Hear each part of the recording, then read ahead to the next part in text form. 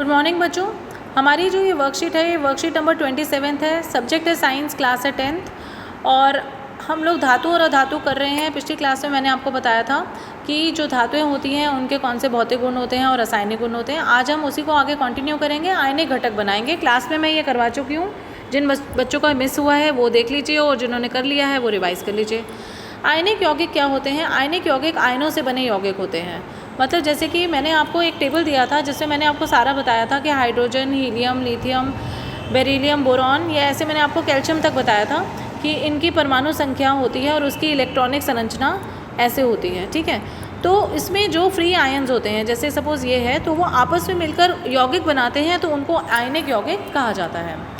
ये आयन वो परमाणु हैं जो इलेक्ट्रॉनों को प्राप्त करते हैं या फिर खो देते हैं, जिससे उन्हें खुद सकारात्मक या नकारात्मक आवेश मिलता है। ये बताया था मैंने आपको कि अगर वो इलेक्ट्रॉन दे देते हैं तो उनके पास प्लस साइन आ जाता है, ठीक है, जिसको कि हम धनायन कहते हैं। और अगर वो इलेक्ट्रॉन ले लेते हैं तो उसको हम कहते हैं ऋणायन, क्योंकि वो ऋणी होते हैं तो लेने का काम करते हैं, तो इसलिए उसको हम ऋणायन कहते हैं। ठीक है, अब कहानी क्या है जी कि धातुएं अपनी प्रवृत्ति के अनुसार इलेक्ट्रॉनों को खो देती हैं और धनायन बनाकर शुद्ध सकारात्मक आवेश प्राप्त करती हैं, और जो गैर धातुएं होती हैं वो इलेक्ट्रॉनों को ग्रहण करके ऋणात्मक आवेश प्राप्त करती हैं। ठीक है, यही बताया मैंने कि अगर धनी है तो वो इलेक्ट्रॉन लूज़ करेगी, कैटायन कहेगी, और अगर वो ऋणी है, अगर वो इलेक्ट्रॉन ले रही है, तो उसको हम ऋणायन कहेंगे और अनायन कहेंगे इंग्लिश में। ठीक है, दूसरे शब्दों में कहें तो आयनिक यौगिक वो यौगिक होते हैं जिनकी आयनिक आबंधों द्वारा एक साथ रखा जाता है। जैसे कि देखिए,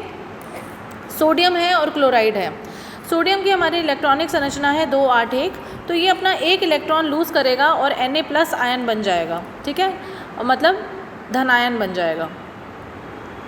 अब ये जो क्लोरीन है, क्लोरीन की जो इलेक्ट्रॉनिक संरचना है वो 287 है, तो ये एक इलेक्ट्रॉन जो है वो क्लोरीन के पास चला जाएगा और वो क्या बन जाएगा? ऋणायन। तो हमारे पास जो आबंध बना वो ये बन गया, यौगिक बना जो हमारा, ठीक है, वो Na+Cl- बना। ठीक है, इस आबंध को हमने आयनिक आबंध का नाम दिया।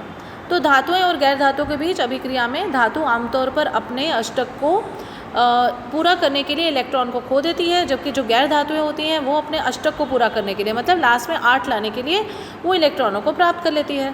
तो धातु और अधातु आमतौर पर आयनिक यौगिक बनाने के लिए ये अभिक्रिया करते हैं।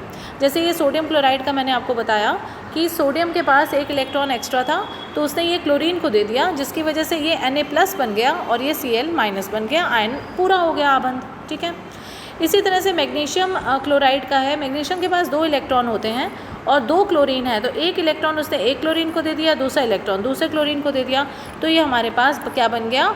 Mgcl2, जिसमें 2 इलेक्ट्रॉन्स इसने लूज़ करे और 2 इसने गेन करे। ठीक है, ये आपको क्लास में भी करवा चुकी हूँ, फिर भी लेकिन एक बार रिविज़न हो जाए तो बहुत अच्छे से समझ आ जाता है। अब अभ्यास करेंगे। एक आयनिक यौगिक का नाम बताइए जिसे आप आसानी से अपनी रसोई में पा सकते हैं। तो हमारे घर में ये पाया जाता है जिसे हम कहते हैं सोडियम क्लोराइड, नमक। ठीक है, सेकंड है आयनिक आबंध कैसे बनते हैं, तो ये वाला आंसर आ जाएगा पूरा का पूरा, आयनिक आबंध ऐसे बनते हैं। फिर आंसर 3, परमाणु इलेक्ट्रॉन क्यों प्राप्त करते और खोते हैं? क्योंकि उनको अष्टक पूरा करना होता है, अष्टक पूरा करना होता है। ठीक है, नेक्स्ट है क्या कैल्शियम ऑक्साइड भी एक आयनिक यौगिक है? कैल्शियम ऑक्साइड, भाई कैल्शियम का क्या है? 2882। ठीक है, और ऑक्सीजन क्या है? 26। हाँ जी, अगर ये 2 इलेक्ट्रॉन लूज़ कर दे, ठीक है, और ये 2 गेन कर ले, तो इसके भी हमारा आयनिक यौगिक बन जाएगा। सोडियम क्लोराइड की निर्माण की व्याख्या कीजिए, तो ये वाला पूरा कंप्लीट जैसे बना हुआ है वैसे ही आपने बनाना है। तो ये थी वर्कशीट आज की। कोई डिफ़िकल्टी होगी तो बताइएगा, स्कूल में भी पूछ सकते हैं, कमेंट बॉक्स में भी पूछ सकते हैं। ध्यान रखिए, स्वस्थ रहिए, मस्त रहिए। Bye bye.